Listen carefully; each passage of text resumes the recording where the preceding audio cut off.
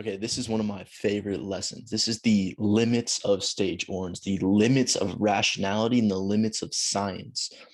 Now, these are going to be the unhealthy manifestations, the unhealthy things that come from the limits and the excesses of stage orange. Now, I want to preface this with the fact that every color has its positive and negative aspects. And orange is a huge step up from blue. Orange is much more complex and much more holistic and much more inclusive than stage blue. It includes stage blue, but it also expands. And that doesn't mean to say that orange is wrong, or this is not to say that orange is wrong or bad. It's just to say that there is stuff beyond stage orange as well. So orange is more expansive and holistic than stage blue. There's also stuff that is more holistic and is expansive than stage orange. And that's what I'm going to be talking about in this lesson. Now, these are going to be the things that when we transcend orange, these are the things that we don't include. You know, we take the healthy aspects, but we transcend and leave some stuff behind as well. These are the things that we need to transcend and leave behind eventually if we are to move to the highest stages of human development and possibility. And so a lot of these ideas came from a book called The Ascent of Humanity by Charles Eisenstein, but also I'm merging in a couple other sources as well, so that's not the only source here. So what are the limits of stage orange? What we're going to be talking about and diving into for the rest of this episode is really the myth of science and technology, of thinking that we need to turn our lives in the universe into a machine and reduce reality into parts and manipulate these parts in order to control reality. In this way of viewing the world, in this way of going about life, there's no passion, there's no love. Everything is just mechanical. It's like gears turning. Yes, you can be productive and efficient, but that's not happiness. That's not passion. That's not a good life, you know? And so that's a broad overview of kind of why stage orange is limited. Now we're going to go into all of the many faceted ways in which this plays out in reality. So what are the limits? As you embody orange, you realize that becoming a workaholic and working every hour of your day, you don't have time to enjoy your life. You don't have time for family. You don't have time for the truly important things in life.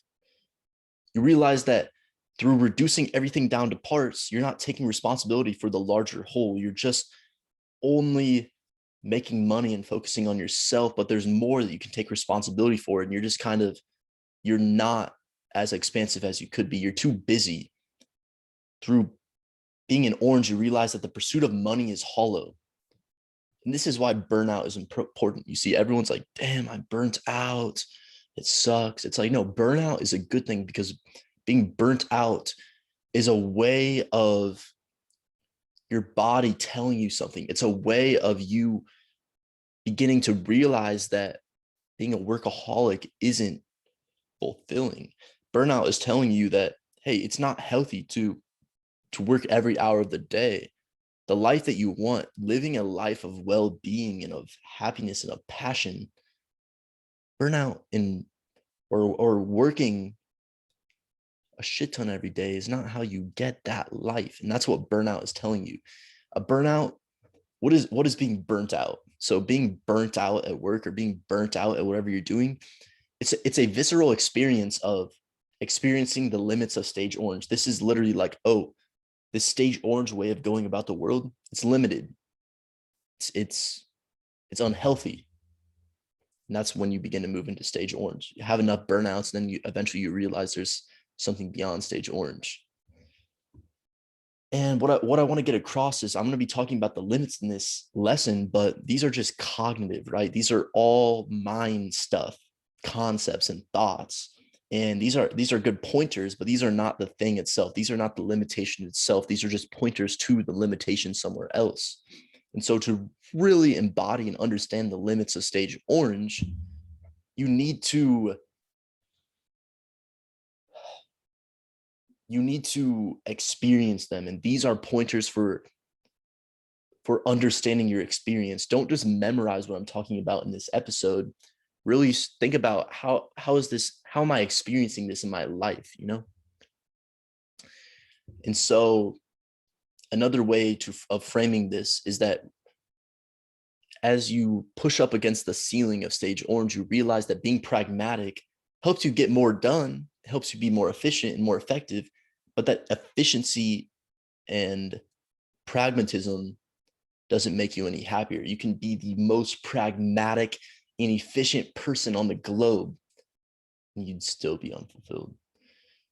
Late orange, like we talked about, you're ready to use psychedelics. These are some ways to reframe and recontextualize these limitations in the ceiling and to break through them. You realize at stage orange that you're too heady, you're in your mind too much. Life isn't always about being in your mind. There's more to life than just playing with concepts. You realize that acting only from your own self-interest is hollow. It's lacking this connection. It's lacking the relational stuff. Self-interest, being self-interested is just like, I want to be in my shell the whole time. I'm just going to be wealthy and I'm going to make a lot of money and I'm going to focus on myself. But really, fulfillment comes from letting go and being with other people, connecting with other people, relationships. You realize eventually that the reason you're so stressed and anxious all the time is because you're always fighting for something. You are so invested in competition, right? You're holding competition and acquisition of stuff as the highest, as the pinnacle of existence. And as long as you keep these at the top, and long as you keep these as the most valuable and important things in your life, you're unable to let go. So in order to fully let go, you can't let go if you always have competition at the top and you always have money as the primary focus of your life. So in order to let go, you need to realize that money is not the most important thing, that success is not the most important thing, that financial independence is not the most important thing in your life. You realize that trying to fix things and control things through more technology and more control is only perpetuating the problem. The problem is that you're trying to control, not that there's some unmet need that technology can fix. The problem is technology itself, not whatever else you think the problem is. And that personal growth through trying to control yourself never works. You can never feel at peace if you're at war with yourself, if you're demonizing and disowning unwanted aspects of your psyche. As long as you're saying, no, I want to try to explain this to you. So say you have a bad habit. Say you have you're an alcoholic, right? The orange way of going about stopping alcoholism would be to judge the alcoholic aspect of your psyche. So there's this sub-personality that really wants alcohol, right? That really is addicted to it. And the orange way would be to just demonize that. That's bad. Anytime that desire for alcohol comes up, just demonize it, right? And all this is doing, every time you do that, it's like splitting your psyche in two. It's making you more disconnected. It's making you suffer more. It's making you resist that part of yourself. And as you probably have heard before, the cliche, what you resist persists. The more you resist and demonize this alcoholic aspect of yourself, the stronger it gets, and eventually it gets so strong that you can't take the tension. And it's like a super clenched fist, the more you try to control this aspect of yourself, the more you get mad and try to, you have hatred and the more you're judging the parts of yourself that you don't like, the more constricted that fist is. And eventually you're constricted for so long that you just can't anymore, and you just give up, and then you fall back into bad habits. So the only way to transcend this is to transcend these stage orange personal development styles and to realize, oh, what if the way that I get over my alcoholism or my bad addiction or an unwanted thing in my life is to actually love that, to love the part of myself that does that. Say, I see you. I understand why you want alcohol right now. I understand why you want to watch TV right now, why you want to eat junk food right now. I see you, I love you, and yet I'm not going to give in, but yet I understand. That is bringing these two aspects of your psyche into unity. The more you're in unity, the less divided you are, the more you're able to actually grow. That's what you learn when you start running up against the limitations of stage orange. Another way of putting one of the previous points differently is that you can learn to be really skillful and get really good at a skill that won't bring you more peace. Efficiency is hollow. Efficiency does not equal peace. One of the limits of stage orange is thinking that the only important things in life are money, fame, and status, are getting to the top of the food chain, being with the hottest girls or guys, having the biggest house, the fastest and the loudest car, the nicest clothes. That really does not make you happy. Orange lacks emotion. It's very mechanical. Oh my God. This is one of my favorite things to talk about. Orange it goes through life on like this even keel, like, let's be as efficient and productive as possible. Let's keep emotions out of it. Let's just steady, emotional, showing up every day, but really leaving emotions out of it. What you really want in your life is this invigorating feeling. It's this feeling of truly being alive, of living, of experiencing the depths of the low and the highs of the highs. Not chasing the highs and then inevitably feeling the lows. That's a different thing. That's still stage orange. What you want is to experience the highs, but also the lows, to lean into the lows, to feel that feeling of connection and invigoration with life, with experience, to really like merge with your experience and just feel invigorated, feel connected. That's what you want. You want passion. You want emotion. You want to cry. You want to laugh. You can't do this at stage orange. Stage orange is all about goals. Goals is the opposite of invigoration and is the opposite of being enlivened. Orange lacks empathy, compassion, and anything that leads to true connection. Like I said, you want empathy, you want compassion, you want emotion. Orange leads to self-isolation, leads to being depressed and anxious because you're isolated, because the main focus of your life is the aggrandizement of yourself, the putting yourself on a pedestal. That's what orange does. That doesn't lead to fulfillment. Orange is overly stressed, anxious, and worried about their job. They take their job way too seriously, because there's this survival anxiety. Orange is anxious about surviving. Survival is like this core need that hasn't been, it is met because you are surviving, right? But orange doesn't get that. Orange is always trying to control their life, to always get ahead, to always, how do I put it? You can't have fun and play truly at stage orange because you're always thinking about, well, if I'm playing, then I'm not getting ahead. I'm not focusing on my survival, right? And so stage orange, it's so focused on survival that it can't let go and enjoy life. It takes its job way too seriously because of the survival anxiety. If you didn't have the survival anxiety, you'd be like, oh yeah, I'll play it. My job would be play, I'm not focusing on, I have to do this because I need to make money, because I need to survive. No, it's like, I'm going to play. And if I play, I'm putting out my joy into the world, and other people are going to get value, and I'll be compensated in some way, shape, or form. At stage orange, you're not connected to your work. You're not, work is a machine. Like, I show up to work, I put this on my calendar, I do this, I boom, boom, boom, I rock out all the tasks, but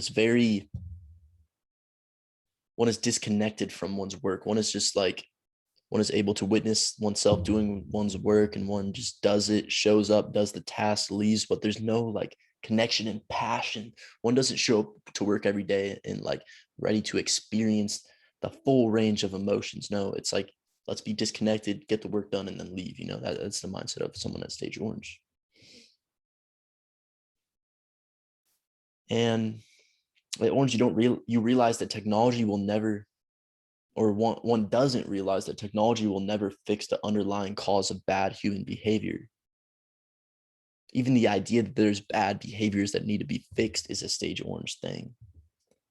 That acquiring more is never filling that gaping void of cosmic alienation. No matter how much you try to control your life and your emotions, they will always be there. There will always be emotions to be experienced. There will always be life to be lived. You can't fully control and be in that state of pleasure all the time. You can't control bad human behaviors. And in fact, these bad behaviors are arising from these stage orange drives in the first place, not from your inability to control them. In orange, you realize that you're transcending orange, you realize that you're putting rationality on a pedestal above emotions. And that understanding the world has to unionize both emotions and rationality, that some things you can only understand through experience. There are some things in the world you can only understand through emotion. But right now, you're only trying to understand the world through rationality. At orange, and I've lived this so viscerally, I'm still living this to this day, and this is one of the things that I have my attention on most these days, is that it's the feeling that I need to acquire more, I need to read more, I need to listen to more podcasts, I need to acquire more solutions, I need to acquire more perspectives, ways of viewing the world, that the more I just need more. It's like a rat running on a wheel. You're always chasing more, but you think that if you just finish this thing, if you just read this book, if you just travel to this place, it's like there's always this thing of like just a little bit more, and then I'll get there, then I'll feel whole or complete. But you never do feel whole or complete. You're never present. You're always chasing for some future. You're always thinking that that feeling of completeness is just one step away. Then you take the step, then it's one more step away. You're always just chasing that cheese that's one step in front of you. You never get there. More personal development, knowledge, books, information, productivity, efficiency, etc. will never get you there. Being faster, more precise, having more control, being more efficient, reducing the world to even smaller parts, you'll never be happy. This only leads to more resistance in the present moment. Realize that the only time you can be fulfilled is right here and right now.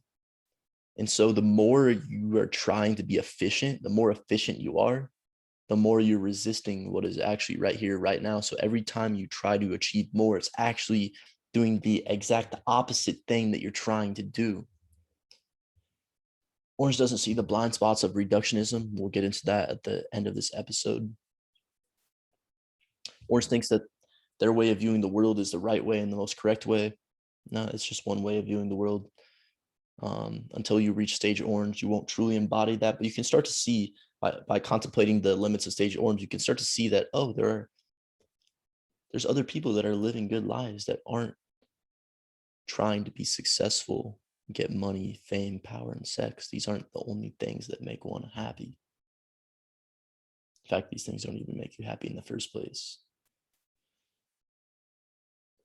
As one transcends orange, one realizes that they are causing environmental destruction, pollution, deforestation. These are things to be focused on. You can't just, as one realizes they're only taking responsibility for oneself. So as one transcends stage orange, it sees the limits of stage orange, they see the limits of only focusing on oneself. And so you need to, as you grow, you take responsibility for more of the world, more of reality. And you realize that, oh, I do find fulfillment, and the expansion of my sense of self, my growth and development process will involve taking responsibility for the globe, for global warming, for overfishing, for the extermination of species, for environmental destruction. These are things that I need to take responsibility for. One becomes indoctrinated by the materialist paradigm, the ideology of science, the ideology of the technological and scientific programs of control. We'll get into that in a second. The limits of stage orange are what the unhealthy manifestations of stage orange lead to landfills, nuclear waste, toxic waste, plastic waste, turning capitalism into a religious ideology, thinking that capitalism is the highest good, is the truth. It leads to the misuse of evidence and scientific study for one's own personal gain. One focuses on the data and analyzes stuff, but doesn't think about where the data comes from. What actually qualifies as a fact, theory, and truth? Or am I able to manipulate these for my own personal gain? One doesn't realize that science is highly biased. One doesn't realize that you can use science to pretty much perpetuate any belief system and goal that you want.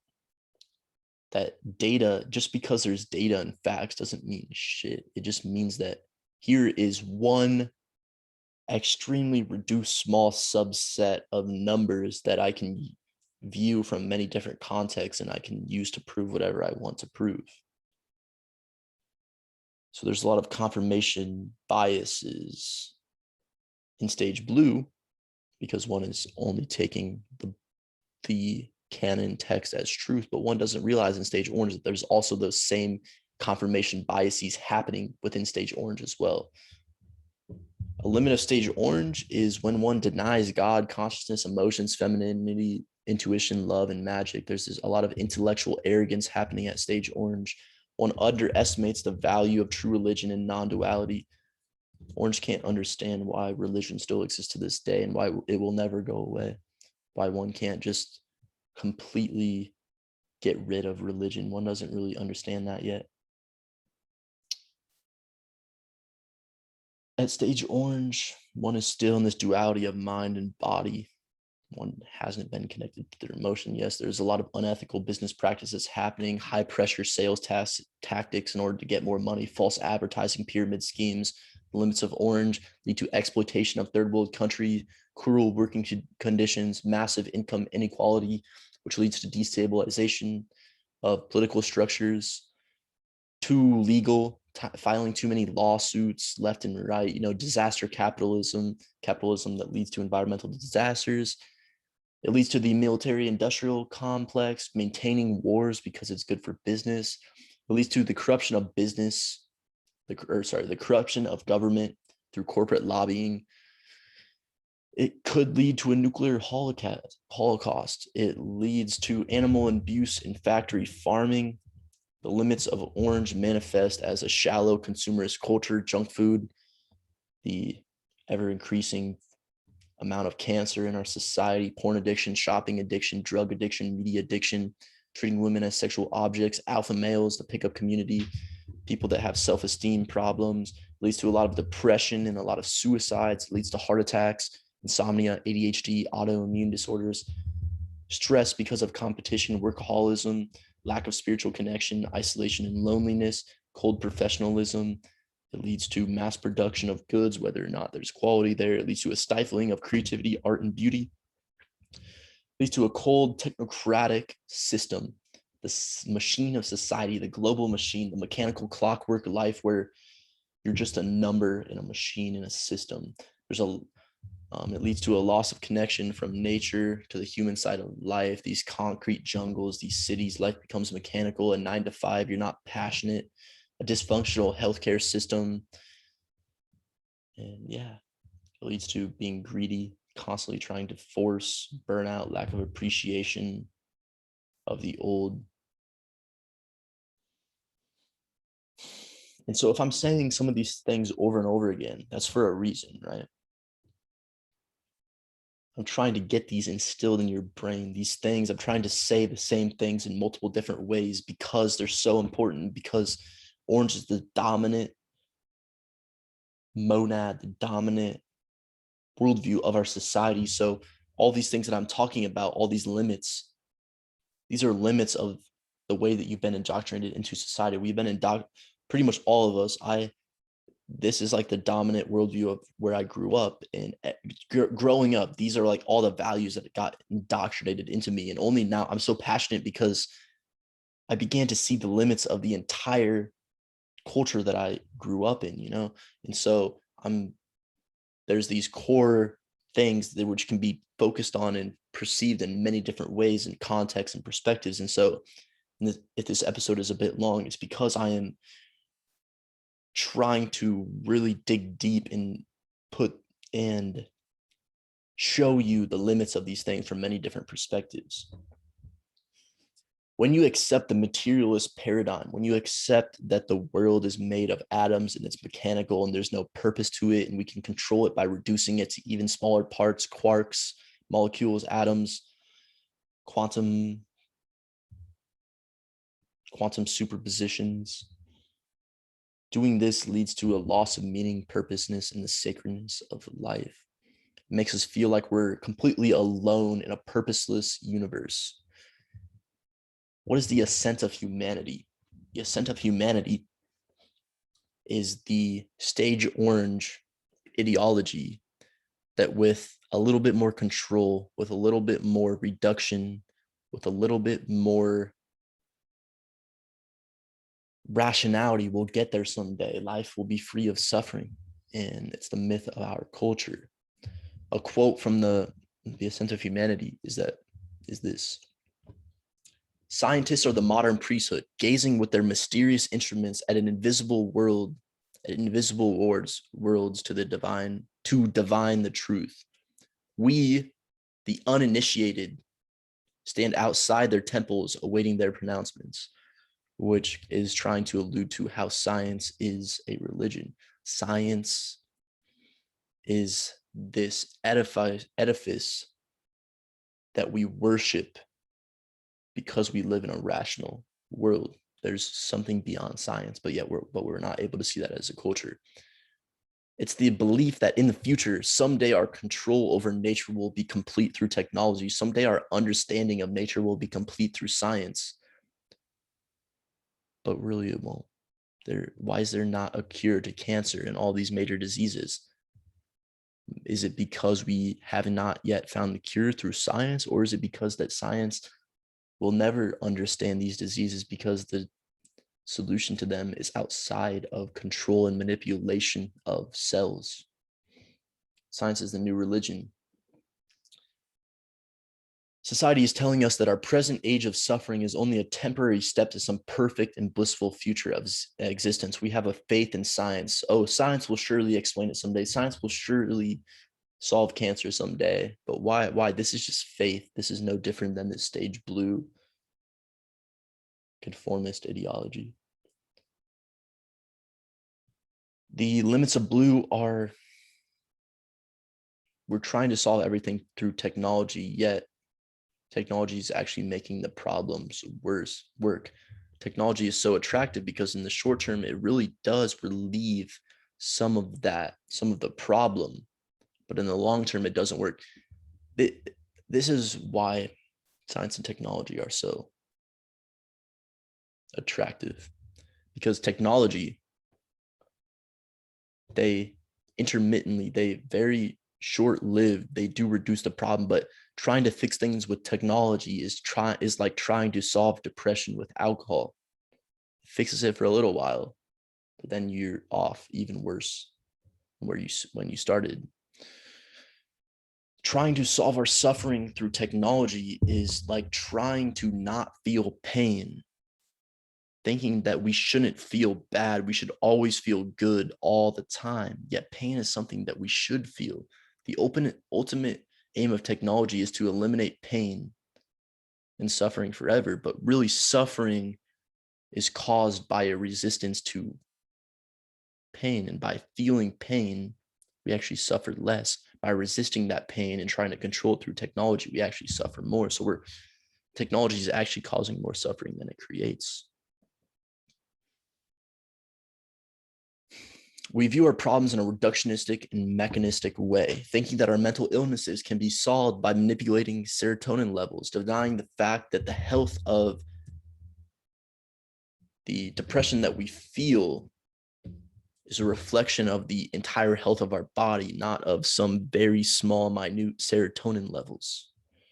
These serotonin levels don't cause depression, but they're actually a byproduct of the larger imbalance of the whole. And when we try to solve things by manipulating molecules in our brain, it's just perpetuating this ideology that we live in a dead and a purposeless universe that we can manipulate with our scientific tools. I'm going to read a quote from the Ascent of Humanity that's going to shed some light on this, on the limits of stage orange. Anxiety and boredom flow from a common confluence of sources. Technology has separated us from each other, from nature, and from ourselves, inflicting the interior wound of separation. Second, the definition of self as a discrete entity fundamentally separate from other beings in the environment contributes to our psychological loneliness. Third, the competitive view of the world that is inseparable from the edifice of science weaves anxiety into the very fabric of life, which becomes a competition for survival. Finally, the belief that the universe at its most fundamental level consists of atomic particles interacting according to impersonal forces creates an existential insecurity, an alienation from the living and spirited world, and so as we intuitively sense.